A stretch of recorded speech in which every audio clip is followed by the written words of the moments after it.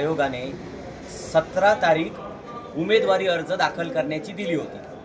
जर राज्याचा आयोगाचा जर निकषाप्रमाणे राज्याच्या आयोगाच्या आदेशाप्रमाणे आपल्याला या सर्व प्रोसेस करायची आहे, पण माझं म्हणणं असं आहे की 17 तारीखला ह्यांचं नोटरी केलेल्या ॲफिडेव्हिटवर सह्या नाही आहेत, त्याच्या नोटरीचा रजिस्टर नंबर नाही आहे, प्रत्येक पेजवर सह्या नाही आहेत, त्याच्यानंतर त्यांनी जो कोण ओळख म्हणून द्यायची आहे त्या ओळखीची आधार कार्ड नाही आहे, ओळखीच्या माणसाच्या सह्या नाही आहेत। मग मी म्हणतो की ठीक आहे, निवडणूक निर्णय अधिकारी आहेत, त्यांनी 2 तासाची वेळ दिली, मग उद्या असंही होईल ना, पुढे भविष्यात हा पॅटर्न राज्याला लागू होईल की तुम्ही छाननीच्या वेळीच उमेदवारी अर्ज दाखल करा।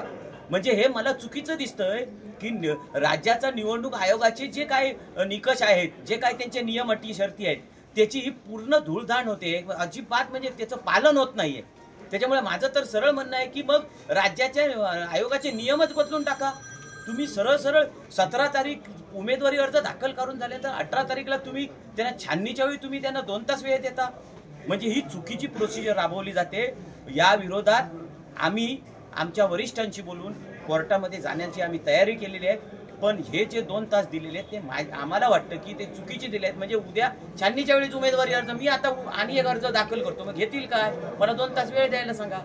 म्हणजे हे चुकीचं काहीतरी इथे हे पडतोय, पायंडा पडतोय, आणि याची दखल राज्याच्या निवडणूक आयोगाने घेतली पाहिजे असं माझं म्हणणं आहे।